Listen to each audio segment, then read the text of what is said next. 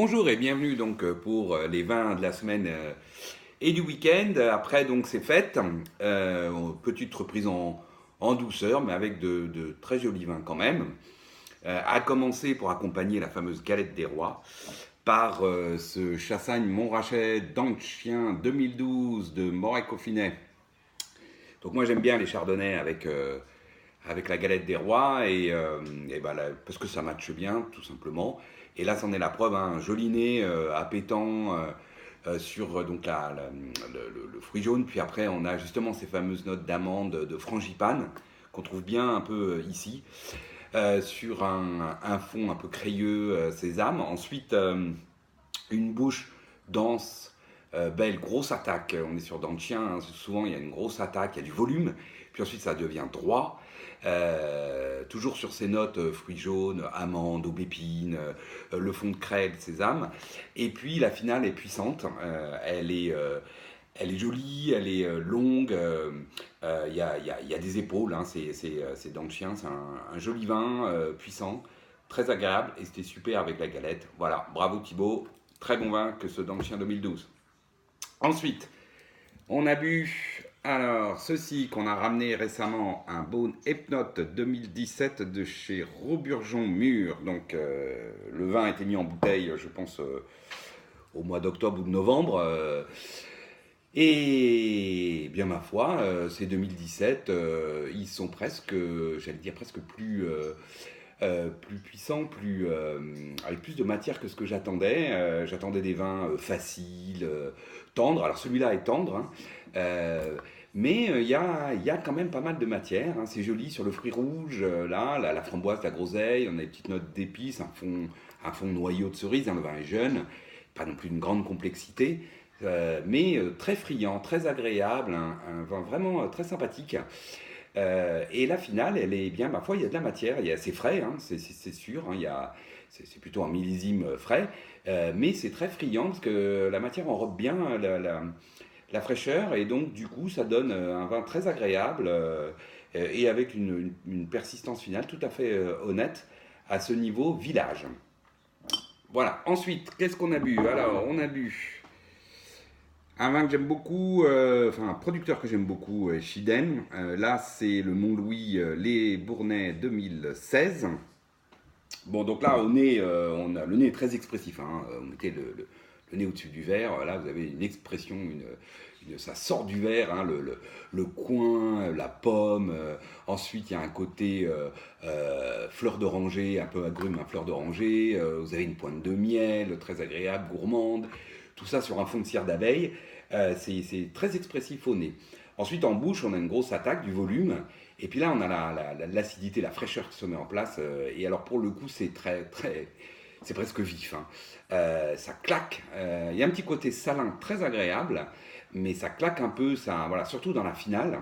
Alors, il y a un peu de sucre, bien sûr, pour équilibrer ça, mais c'est tout juste. Voilà, on voit bien que 2016, qui n'est pas un grand millésime en Loire, ils ont eu plein de soucis en 2016. En Loire et bah on est juste, on est sur le fil du rasoir, hein, en termes d'équilibre. La matière et les sucres enrobent à peine cette acidité très vive. Voilà, presque un peu too much pour moi, hein, ça finit presque citron, ce qui n'est pas courant quand même sur un chenin.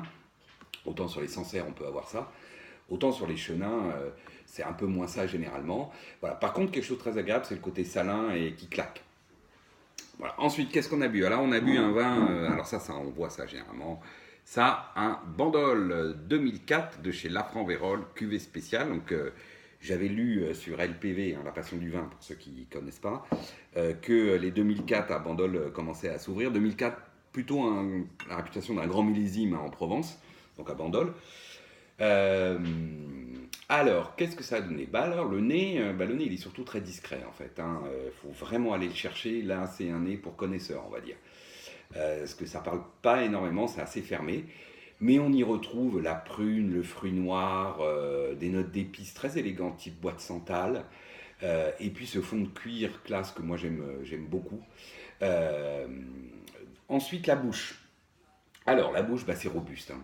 On est à Bandol, c'est du Mourvèdre, il y a de la matière, c'est dense sur 2004. Par contre, c'est extrêmement fin et précis. Autant il y a beaucoup de matière, c'est très puissant, voilà, mais c'est très fin et très précis, donc ça reste très élégant. Et un autre point que je trouve très, très agréable, c'est qu'on a peu de notions d'alcool. C'est pas alcooleux, voilà, on sent pas la grosse chaleur et le gros côté alcooleux qu'on peut avoir souvent dans les vins du Sud. Là, pas du tout. Ça reste tout à fait en équilibre. La finale est puissante, bien sûr, elle est longue, mais toujours cette empreinte tannique très fine, soyeuse. Alors, soyeuse, oui et non, oui, soyeuse à l'attaque, mais sur la finale, ça poudre un petit peu, c'est presque encore astringent, mais ça poudre aussi, ce qu'on appelle les tanins qui poudrent un peu. Et ça, malheureusement, je crains que le vin ne garde ça pour tout le reste de sa vie, qui peut être très longue, je vous le confirme, parce que moi, personnellement, eh bien, je vais attendre les prochaines au moins encore une dizaine d'années.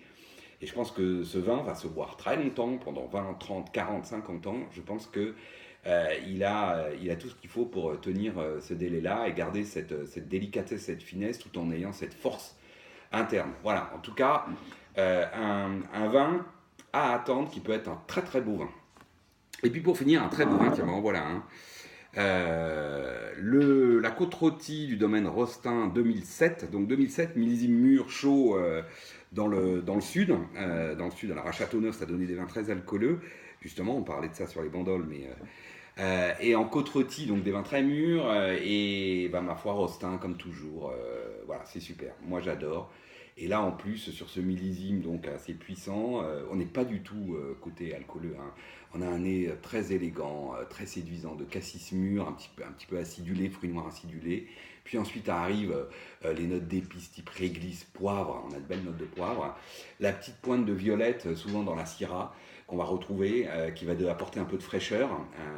Et puis un fond de cuir et puis de viande rôtie, voilà, qui est extrêmement séduisant. La bouche est superbe, elle est corpulente, les tanins sont fins, c'est soyeux, c'est précis, il y a de la matière, c'est profond. Hein, souvent la côte rôtie, moi j'aime beaucoup, hein, ça attaque, c'est souvent des vins assez sexy, c'est ample, ça prend la bouche, ça, voilà. Et puis dans celles qui sont très réussies, derrière on a ce côté un peu profond. C'est exactement ce qu'on a dans ce vin.